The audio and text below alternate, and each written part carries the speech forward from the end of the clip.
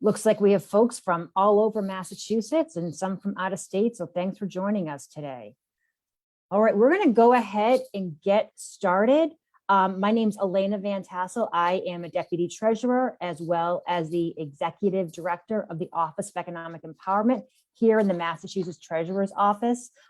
As we go over just some of the housekeeping, we're going to launch a poll just to learn what industries you all work in and what grade levels any teachers who joined us work in.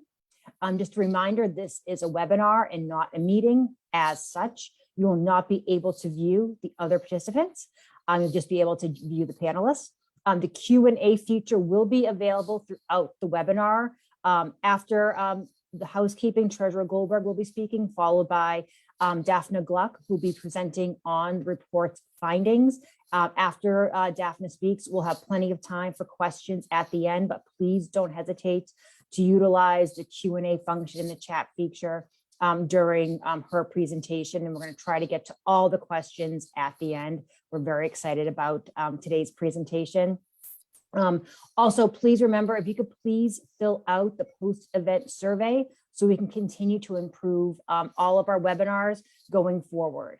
I'm now going to hand it off to Treasurer Goldberg, who's going to offer some welcoming remarks. Hi there, everyone. It's really great to have you here today. We are absolutely delighted to share our new report on the state of personal financial literacy education in the state's public schools, where this education is and isn't provided in Massachusetts.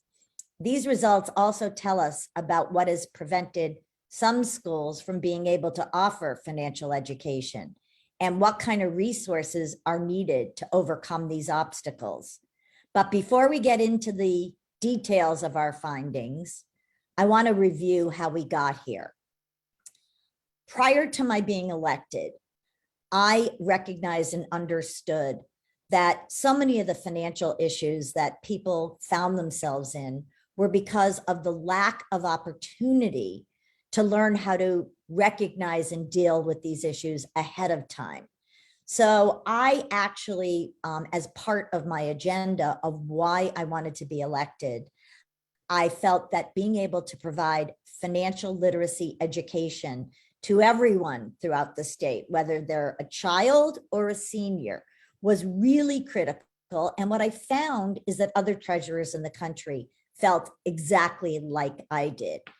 So consequently, once I was sworn in, I formed the Massachusetts Financial Literacy Task Force, and I asked them to, within 6 months, to come out with a report. Well, the people who were in the room, and there were about 35 of them, were stunned because typically a state report, they do it for years and it goes up on a shelf. And I said, nope, this is not what we're doing. I want 6 months, and then I want an action plan, and I want to know what you're going to do in that action plan to help get this job done.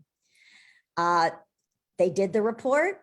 It was out in 6 months, and we did a comprehensive study of access to financial education across K through 12 students, college students, and adults. The task force had 22 recommendations, and the Office of Economic Empowerment, which I had also created upon successfully becoming the treasurer. And it is the first of its kind in the country. And the report was one of the first, mapped out the availability of personal financial literacy education for K through 12 students in our state. In a few minutes, you'll hear from OEE, we call the Office of Economic Empowerment, OEE, from their team about what teachers and school administrators have told us they are lacking and what they need in order to offer or expand the financial education offerings. In tandem, I have filed a bill in the State House to support these schools and assure that all students have access to financial literacy skills. My proposed legislation, which is House Bill 42, would require all Massachusetts public schools to provide financial literacy education. What we have found is that, very often in math classes, you'll learn things that you never need to know for the rest of your life. I love to use the example of I've never needed to compare the rate of speed from Boston to Albany to the rate of speed from Boston to Pittsburgh. But I do need to know what if the value of my house goes down, what that's going to do to my mortgage payment. That is the contrast on the kind of skills that we like to see kids and adults learn. If this bill passes, it will establish a trust fund to help schools afford these new courses and the necessary teaching resources. So what you will learn from our team during this briefing is the findings in this report underscore the importance of passing this legislation to level the playing field for all students. And it's not so unique what we're asking for. Many states across the country already have laws that require financial literacy be taught, or they're working to pass such a law. To quote Hamilton and our executive director and one of my deputies, Elena Van Tassel, her son starred as Hamilton in his costume for Halloween. And so this comment is in honor of him. This is not a moment, it's a movement. And Massachusetts needs to be leading on this issue. Can you imagine that there are states like Texas or other states like that that are doing this already and we are not? So we can lead on this by understanding where we are and then passing the legislation to ensure that our youngest generation graduates with the skills they need to make informed financial decisions throughout their lives. Now, I have to tell you, we are very fortunate to have Daphne Gluck, who does our research for us. It's time to go over the details. She is amazing, and I am sure that you will agree. She is our Director of Program Evaluation for the past 2 years, but she's been with us even longer. And so she is our main point person researching and writing this report for over 2 years. A lot of work has gone into it. So I'm excited to hear Daphne's presentation. And then she and I and anyone else you want to ask, I'll look forward to answering any questions that you have before the end of the day. So thank you for attending, and I will now pass it on to Daphne. Thank you, Daphne. Thank you very much, Treasurer. I will just quickly share my screen. And just, sorry about that. Just go over quickly sort of what the presentation will entail. So we'll start with a little bit of a background, talking about the history. Much of it was already mentioned by Treasurer Goldberg, and then also talk about the research questions that went into this study, and have a brief description of our methods to collecting data, some limitations of the study, and then we'll go over all of our findings. So let's start with the background. And basically this study is the result of the Financial Literacy Task Force that the Treasurer mentioned. And I think it's important to note several things that came out of the specific subcommittee that discussed K-12 students. And basically the subcommittee stated its goal that every student who graduates from high school should have a foundational knowledge of financial education concepts. And it also noted that in Massachusetts, there is very much a local control over the school system, and that many high schools already offer some financial literacy education to students. And finally, the subcommittee recommended that OEE work on to assess the current level and impact of access to financial literacy education in schools. And this is where the study is coming from. And before we started our endeavor, it was important to look at what gaps we have in the data to enable us to make this assessment. And first of all, though we know that high schools offer financial education, we don't know how many high schools do that. So were they the majority or the minority? Also, financial literacy is a broad subject, and there isn't necessarily a consensus all the time over what is included within it. So what are the topics that are covered in schools when this subject is taught? We don't know that. And then all of this is for high schools. What happens in K through 8? So we basically had very little to no information about K through 8. There is a curriculum framework in earlier grades. We're going to talk about that. But apart from that, what happens in the field, on the ground, we just had no idea. And another thing is that we don't really know what teachers and educators and the people who do the work think about financial literacy education. Do they value it? What barriers do they see? What conditions do they think will help them teach this subject? So this is where we started, and we ended up with 3 central research questions. And the first deals with mapping out content. So what personal financial literacy content is taught in Massachusetts public schools. The second one deals with barriers and conditions that assist. So what are the conditions that shape personal financial literacy education in public schools? And the final one has to do with perceptions and approaches by educators on the ground. And I have to make a pause here. Some people find this slightly boring, but I think it's important to just map out exactly what we did in methodology-wise, because that really informs the type of results that we are able to get. So this is basically a mixed method study. We used both quantitative and qualitative methods. We had 3 major instruments to collect data. The first was a survey that was sent to superintendents and principals of high schools and middle and elementary schools. There was 3 variations of the survey depending on the population, but it covered the 3 questions, the 3 research questions that I described previously. And then with the survey, we recruited participants to be interviewed.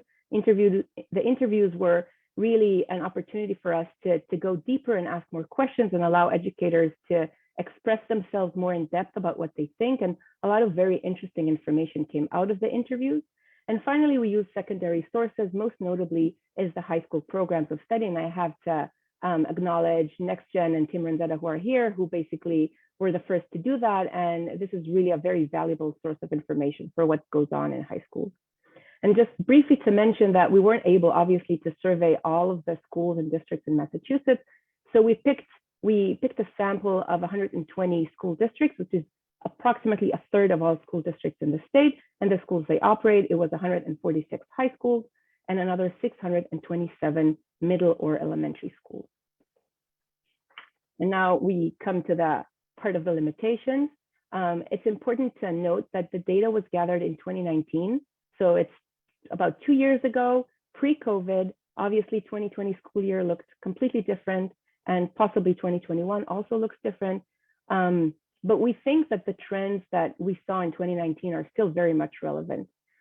So it's that the data is from 2 years, but it indicates things that are relevant today as well. Another thing that is important is that there is some of the data that we have, some of the quantitative data that we have is not, we're not able to generalize based on that. And most notably for high school surveys, we found that there is non-response bias. And for middle and elementary school, the survey data is quite partial. It has to do with the way this population approached the survey, but we relied mostly on the qualitative data there. District level survey data, we did not find any non-response bias. And another point to mention is that when we looked at programs of study, we found that the ones that we were able to identify were mostly from larger schools. So there's underrepresentation for smaller schools and for charter schools.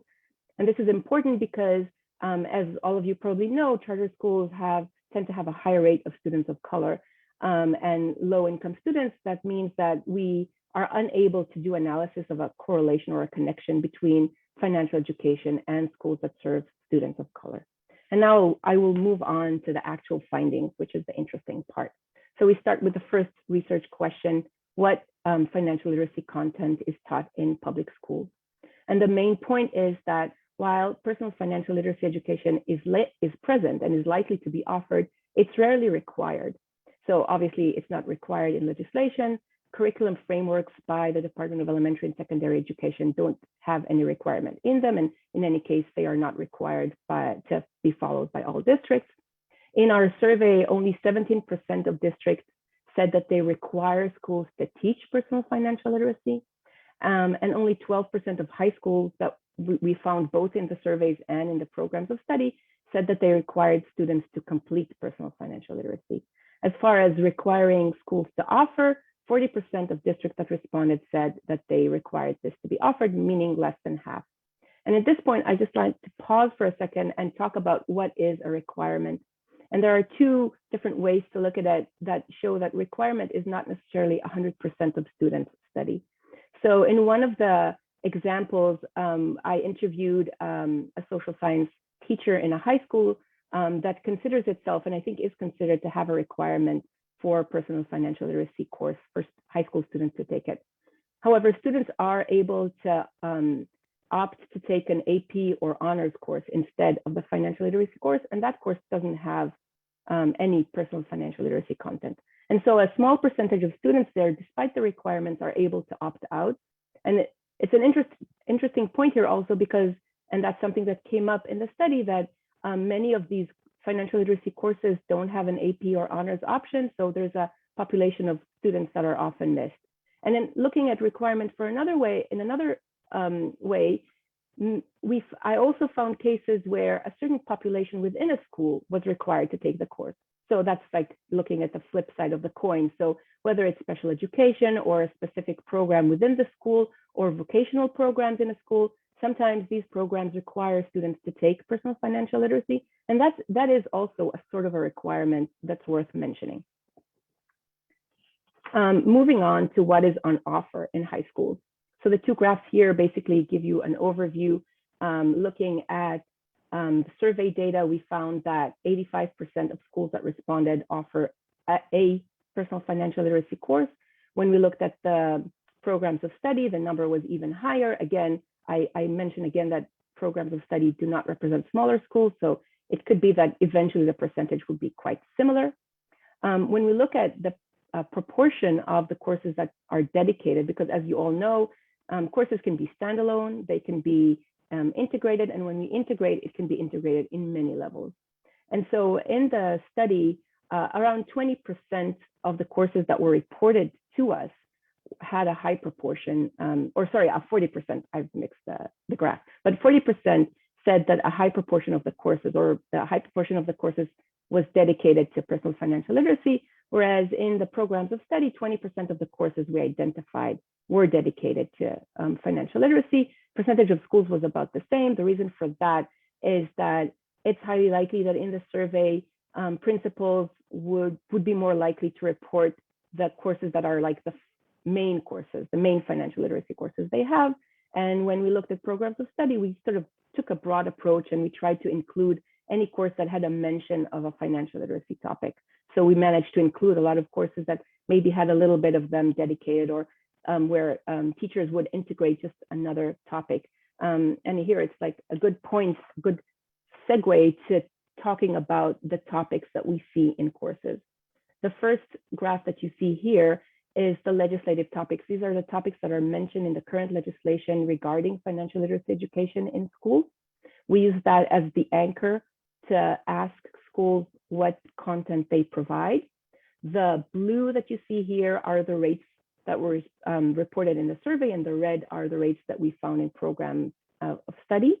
And as you can see, in surveys, basically all of these topics were highly represented. So all had over 60. And I can also say that basically over half of the courses that were mentioned in the survey cover more than 8 of the topic groups. And again, that means that people were more likely, respondents were more likely to report on courses that had a high representation of financial literacy. Whereas when we looked at programs of study, we see that we have the topics are spread out more widely. So we have more courses where 1 or 2 topics are mentioned, but not all of them. Obviously, more represented are the core topics of saving, investing, banks, credit, and budgeting. We also found some additional topics that were mentioned in courses, mainly money management. That could be like an amalgam of several of the other topics, the specific topics in the legislation, and also earning an income and work-related benefits, which is very important. As far as subjects are concerned, business was highly represented both in surveys and in programs of study, followed by math. I want to give a brief mention to special education. It wasn't reported as much in the survey, but 10% of the courses that we found in programs of study were special education courses. I estimate that in reality, it's more than that because many programs of study don't mention special education. And again, this is a population that's worth considering as a requiring a special attention within this realm. I'm going to move now to middle and elementary schools. And as I said, the data here is a bit partial. We have the first table basically showing survey responses, how many responded that they provide financial literacy education. I should say that responses from elementary schools, meaning K-5, were 80% of all the responses we got in this group. So what we see here in grades 6, 7, and 8 is very partial. I wouldn't pay too much attention to that. We see a higher rate of financial education in grades 1 to 2, and that's very much aligned with the topics that are mentioned in the curriculum frameworks. So that's the second table that you see here. Basically, it's a mapping of topics, for financial literacy topics that are covered in the curriculum frameworks for history, social science, and math. And we see introducing money, income and career, spending, saving, all of these are included in the younger grades. And basically, this is some form of requirement. So, I mentioned that few districts said that they require financial literacy education, but I think possibly many of them didn't realize that if they require elementary schools to teach the curriculum framework, they have some sort of a requirement there. And that's sort of a starting point for financial education in the lower grades. And a good point for me to move on to the qualitative information that we got. And here, it was very interesting to hear from principals what they do, what ideas they have, and how they operate to provide kids with some form of education.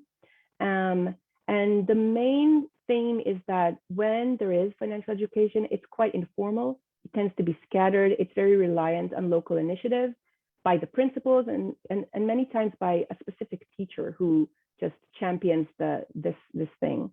And there are many ways in which this is done. So one main way is by informally expanding on the topics that are included in the curriculum frameworks. So we heard about teachers who expand on saving and banking when they talk to kids about money, or even do a field trip to the bank and like make all sorts of different connections when they talk about money, even though in some cases in the curriculum framework, money is introduced as a way to teach numeracy. We also find that elementary schools will partner with community partners to create special activities on budgeting, saving, banking, and that's with nonprofits, local credit unions. Community partners are an amazing resources for schools, and we'll cover that more further down the line. We found interesting example of utilizing opportunities. I want to mention a really interesting story that I was told by a principal about a district that used to have library media time 1 hour a week. It was a teacher prep time hour a week that they had to fill. And then they had budget cuts, and the library media specialists were laid off, and they had to find a way to fill that time. They had content teachers and sort of had the initiative to introduce a month-long unit on financial literacy. And basically, just they had an hour to fill, and they put in the time and did that. And it's not a small initiative. It requires time and development, but it was an interesting way to take advantage of this opportunity.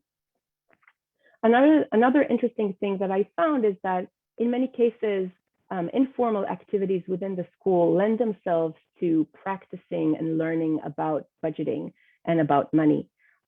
So one of the things that many elementary schools do is have incentives, as in school money or school tokens for particular behavior or meeting goals by students. And then these tokens or dollars can be used within the school, whether it's a school store or whether it's to gain all sorts of privileges. And kids are able to budget their credits. They can wait until they are able to afford something bigger, or they can spend it immediately. And that sort of lends itself to budgeting. Or a principal who told me that the school got a grant, so she put together a committee of students that decided how to spend the grant, and they had to come up with a budget. So school stores, obviously, all of these things are amazing ways, informal ways that elementary schools are able to teach kids about budgeting and about how money is used. We asked also about planned changes in financial literacy offerings, and that really came, the study came on the heels of the changes to the curriculum framework and the history curriculum framework, and also on the legislation. And so it was valuable to ask schools if they are thinking about changes. And we saw that 50% of the districts in our survey said that they are planning changes, and most of them were already offering financial literacy education.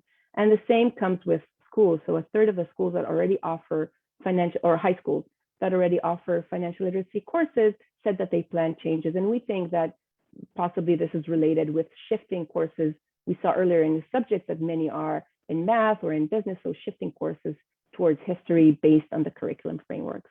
Whereas in the middle and elementary school, we didn't see that much of a response about changes being planned. And I think this probably has to do with the fact that the broader changes were less related to the lower grades than to the higher grades. And I think this is a good point just to mention several developments in the field. We're going to go into the barriers soon, but before we do, I wanted to sort of describe these things that have happened since 2019 or since 2018 when we originally started with the study.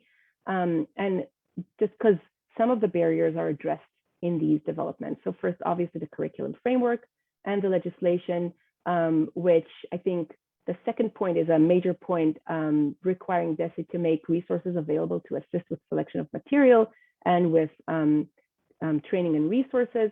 And these resources, especially for high school, were already published by DESE in a compendium to the curriculum framework. And they have a list of resources that schools can use. I will mention within here that in the past year, EverFi have opened their curriculum for schools for free, and that's a major development when it comes to resources and access to curriculum. And finally, there's the personal financial literacy planning and implementation grants that DESE has offered for the past 2 years, and that offers districts and schools with fundings to develop, which is very important, and to implement financial literacy education.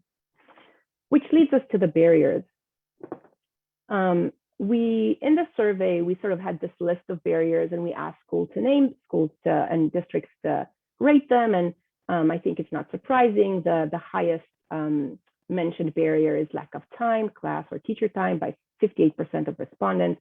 Then we had lack of appropriate vetted curricula, lack of funding, and limited teacher training opportunities. All of these three barriers were mentioned by about a third of respondents. But when I talked to people in interviews, I sort of got a better understanding of the barriers, and it sort of allowed me to think of them in two levels. So one, I would say, are basic level barriers or systemic barriers, and the other barriers are, I would say, compounding conditions, so things that make things even harder. And in the basic level, we see obviously no requirement, no state level requirement is the basic thing that we know. And at the same time, there are competing demands over time, over teacher time. So that's the meaning of lack of time, that's competing demands. So most notably, teachers have to prepare kids to MCAS. They have other curricular demands that are in the curriculum frameworks in districts that require schools to follow the DESE curriculum frameworks. And all of that leads to a sense of lack of accountability that educators feel for personal financial literacy education. Basically, I had a principal tell me, I'm on a contract now, and this contract will be extended based on MCAS results and not based on financial literacy. So I don't feel accountable for that. And I heard that even more so in schools that serve high need students, where they say that the school is really judged, the school lives or dies based on MCAS results, and they really don't have the ability to spend any time that they have on anything but getting kids to perform better before they get an intervention, because the school is designated as requiring intervention. I think that's a major point to think about. The other thing that is important, I think it's more important in the lower grade, is that the sense that there is a lack of guidance as to how to teach financial literacy, when and how to teach it in lower grades. So there is the K-2 mention in the curriculum framework, but not much beyond that. So do we talk about banking? Do we talk about bankruptcy, credit? How do we do it in the younger age? And many of the educators who wanted to teach financial literacy said that they just don't know how to do it. And that leads me to the compounding conditions, which are basically all a variation of limited resources. So whether it's no training or qualification for teachers, because teachers they don't study this in college, so they need some sort of a training in that, whether it's access to curriculum, and that's, I think, becoming more and more a problem in the lower grades, whether it's lack of funding or time to invest in developing curriculum or adapting curriculum to the students, shortage of FTEs, which is more of an issue in high schools, where I've heard from principals and teachers that they would like to be able to offer courses in additional times and additional subjects so that they would be more attractive for students. And finally, I just want to mention, this is not really limited resources, but it's sort of related. And that's the idea of lack of intentionality, which was mentioned to me by one of my interviewees. And I think it's an interesting point. And she said that often they resort to integrating financial literacy into other topics because, you know, it's easy to do that and it's a way to introduce, but it's not the driving force in instruction. And also students are not tested. So no one knows whether, you know, the topics that you integrated, what stuck with the students and what didn't stick with the students. And that's something to think about on whether we want to work on integration or whether we want to work on standalone courses where financial literacy is the driving force of the curriculum. And now that we've sort of saw the half empty side, let's look at the half full side. So what are the conditions that help schools provide financial literacy? And we asked district what sort of support they provide. And as you can see, most of the districts provide assistance in developing community partnerships.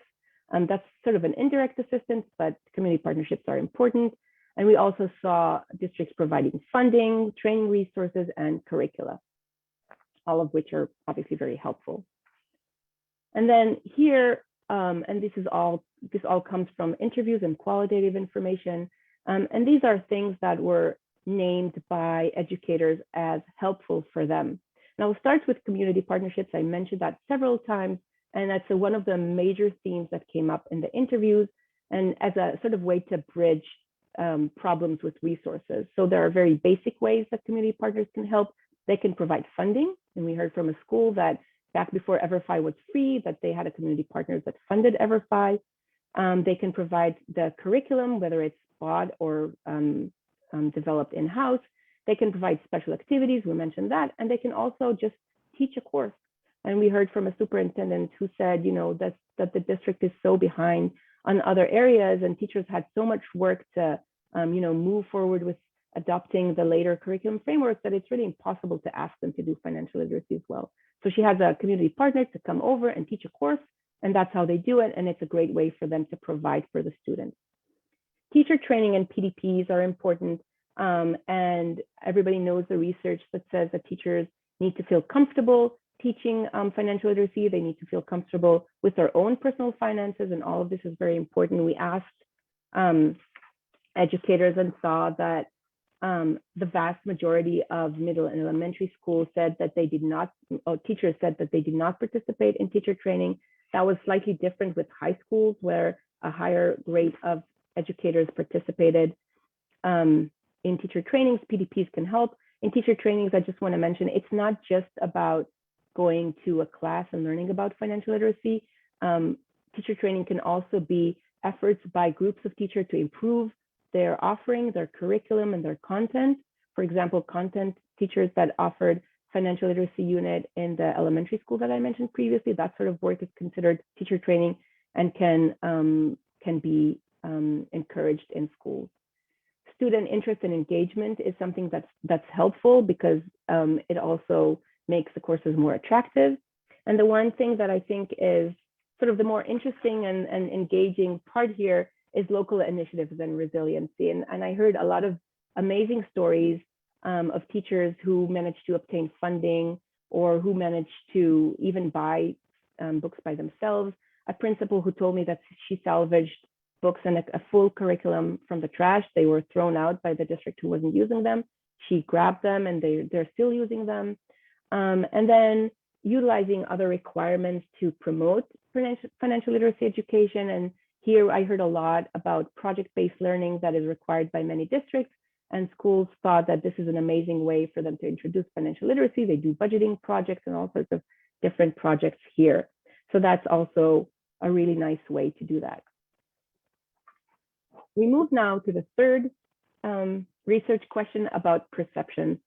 And I heard basically all of the people I interviewed said that they thought financial literacy education is highly relevant and important. That's not surprising. They might be self-selective. I did though hear from, some principals saying, I never thought of it, but your survey made me think of it, and I think it's important. So possibly not all self-selective, but slightly. And we heard in the high school level very much about needing to prepare high schoolers to the transition to adulthood, giving them practical knowledge, protecting them from the dangers of the world. One principal says, we are, one step away from bankruptcy, all of us. So it's really important. For younger kids, we heard about the need for real life skills to be taught. We also heard from, I also heard from principals who teach low-income families, children of color, or children from immigrant families, how financial literacy is a method or a tool to increase social mobility, which is important, and also that it can be an issue of social justice, just learning about the forces that are at play in our financial world beyond the narrow scope of personal finances. And again, I mentioned that I was told in many cases that students are highly interested and engaged. However, it does mean that the content needs to be personalized, and it needs to address the real issues that the students themselves are facing. And I'll touch on that in the last slide. I also heard that schools have a role in teaching financial literacy. Many of the elementary school teachers said that they feel that these topics are not necessarily addressed at home. Parents might feel uncomfortable themselves. I also heard that it is in line with current trends in education, which is very important. We mentioned project-based learning, life skills, and also that it can work in enhancing understanding in other subjects. And finally, I want to talk about the idea that personal financial literacy education needs to be cultural sensitive. I feel like this is a topic that has come up in discussions with teachers. I'm not sure if it's discussed enough in literature. There is an issue that when you teach financial literacy, you are always in the danger of finding yourself imposing a set of value system that is not necessarily in line with the value system of the students that are in the classroom. And I heard it from multiple teachers who work with low-income students or students of color, where when they discuss wants and needs, they are always in danger of judging choices that are made by families, and that they felt that they had to be really, really careful in how they are able to address and to teach and to give kids the resiliency and the tools, but not make them feel dejected and not make them feel like, their families are making wrong choices. There are some quotes here. I won't read them out. You can all read them. The quotes that are also mentioned in the report, I think, are very powerful. I think it's important, if there are anyone in the crowd today that's working on curricular development, to address these issues. And also, it's not just about that. It's about, we recently heard from Desi about the need to find curriculum that addresses issues that are related to immigrant children or to children whose parents are undocumented. There are specific issues that are relevant to children from different walks of life. And when you teach financial literacy, I think it's very important to be able to address these specific issues, to do it in a culturally sensitive way. And so this is the way that you would get the best engagement and the best results. And this sort of ends the review. I just want to give a few thanks, because I've presented on the study in the past, but this is like the main presentation. There were many, many people who were involved in this study, over 100 principals, teachers, superintendents, counselors, administrators took the time to respond to the survey, to be interviewed. They shared their thoughts. They were very candid, and I learned so much. It was impossible without having such amazing engagement from the school system. I want to thank our partners at DESE who helped us from the start. They advised and commented in every step of the way and always found ways to assist us. I want to thank OEE team, past and present, especially Kelly Harrington, who's started the project with me and moved on, for all the work and support with this study. And we're happy to answer questions. So we have a very, we have a question in the question and answer box that is, it's a very in-depth and important question that I can, to a certain extent, answer here. It's the person said they wanted to know, beyond financial literacy, is there a push to integrate racial and economic justice understanding? And to be very direct, we actually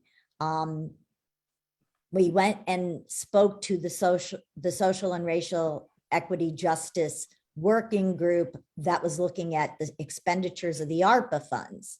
And that is, and also I spoke with, when I was proposing the financial education being mandatory in the schools, I talked about how critical this was because of the uneven nature of offerings for understanding financial issues. The uneven nature was more disadvantaged communities had less capability and opportunity to teach these issues. And what the person who's asking the question, I'm referring to you as the person because I don't actually know your name, but when I first was speaking about financial education prior to even being elected, the thing that drove me towards that, and you heard me allude to mortgages, was the subprime mortgage crisis and its disproportionate impact on people of color and new immigrants and those who did not have the background and experience to understand how the subprime mortgage people were taking advantages of them and what it did to them in terms of losing their homes. They were told it's easy money, put 5% down, you're good to go, you can buy a home.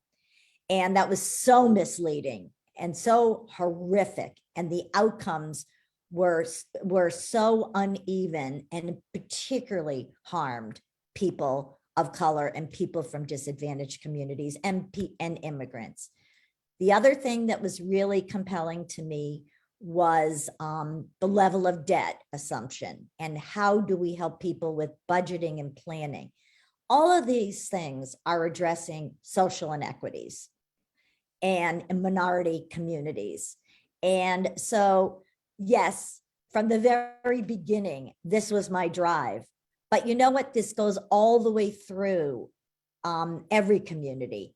Kids, no matter whether they're living in Dorchester or Wellesley, when they're little, they think money pops out of a brick wall after whoever they're with is putting a plastic card into it. And so those are future people who are going to have no understanding of the financial impacts of their decision-making and can end up completely in debt and bankrupt.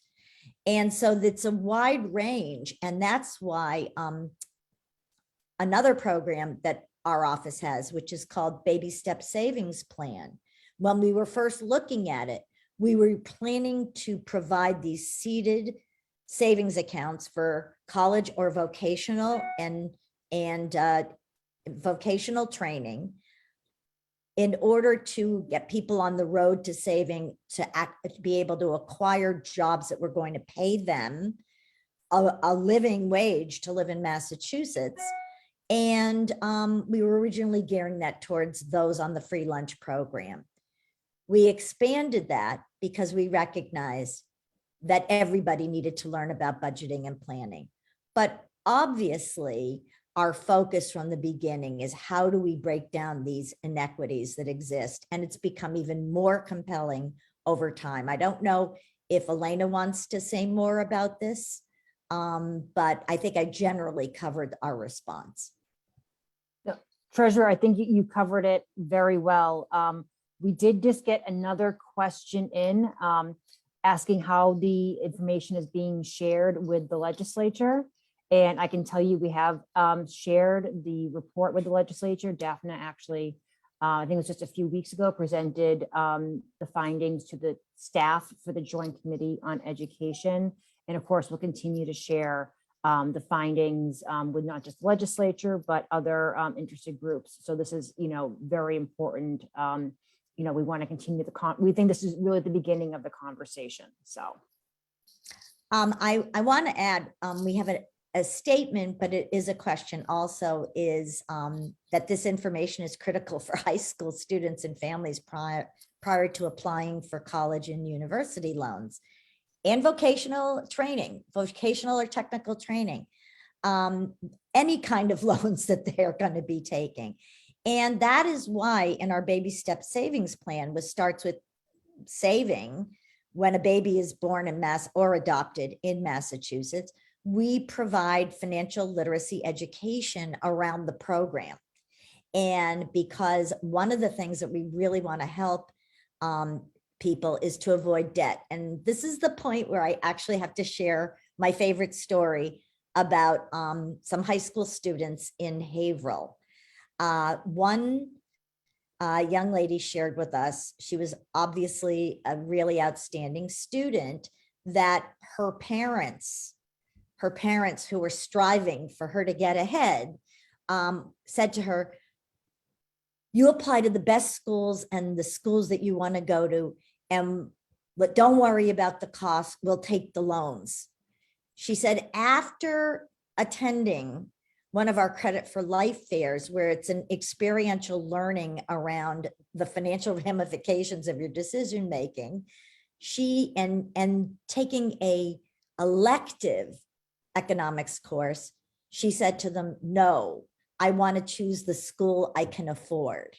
And that's the kind of impacts we want to have on people's lives.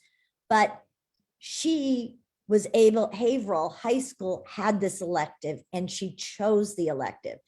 The fairs that we have throughout high schools in the state, and sadly we had to postpone them during COVID, but we intend to start them up all over again as soon as we can, is to directly deal with high school students and help them prior to not only in terms of the schools and the level of debt or loans they may assume, but also around all of the expenses they have after they get out of high school, and help them make the right decisions. What I can share with you is the majority of them during their experiential life end up at the credit counselors, many of them bankrupt before the day is over. So that has a lot of impact. Do we have any other questions? I see something in the chat.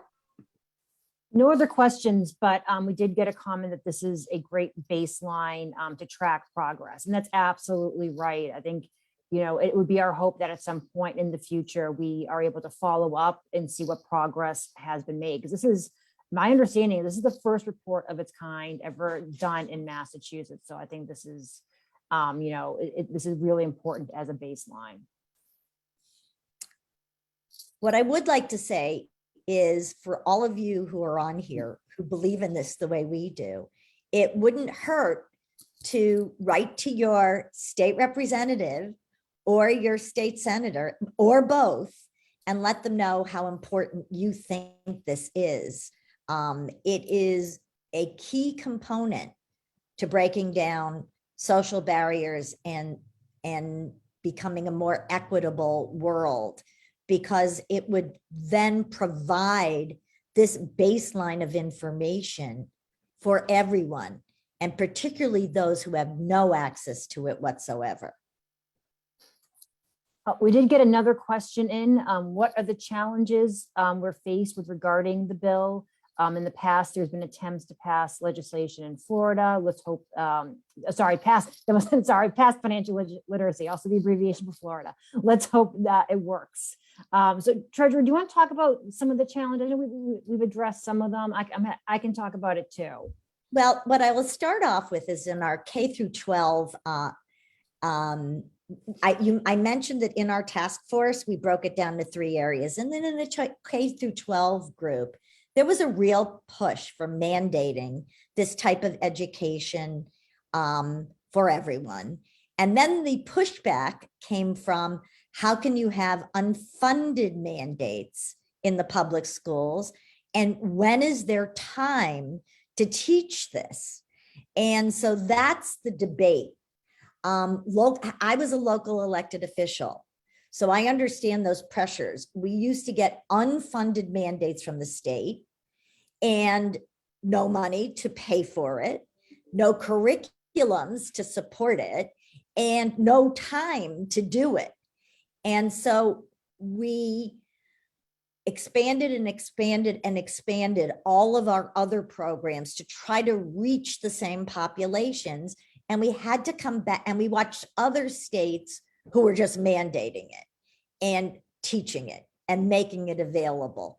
And in particular, we continue. So we, two things. Number one, decided to do this report so we would have the evidence to show the legislature and to show local communities how important this is, and then how uneven it is and how inequitable the unevenness happens to be, and the long-term impacts on those in the systems. So we just felt we could not stay quiet any longer, but though we've never been quiet ever, and you can tell I'm very verbal as it is. And so consequently, it just became time, file the bill and start fighting for what is right. That's literally where we're at. But that's why we need partners and who understand that without the skills and understanding of the majority of decisions you end up making in your life, people cannot literally survive in today's world. It's just too complicated. And beginning at an early age on building those small steps to that kind of financial understanding positively impacts people's lives. It simply does.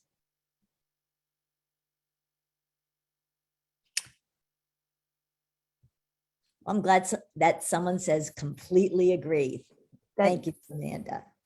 So I don't see any other questions in the chat, Treasurer. I'm gonna, somebody's gonna put the link to the bill in the chat, just in case people have not seen the bill. It is House 42. Treasurer, do you want to say any last remarks before we close out for the day? I think I did a pretty good job right then, just being spontaneously answering. Good. But I want to thank you for attending. I want to thank our team for the great work that they've done on this. And let's just keep on pushing, because I think that this is something with enormous necessity for the kids in our state, and long-term creates economic stability and economic opportunity for all of them. And I know that's something we all care deeply about. So thank you for being with us, and please get out there and advocate for initiatives such as the one we're proposing. Appreciate it. Great. Thank you everyone for joining us today. Bye.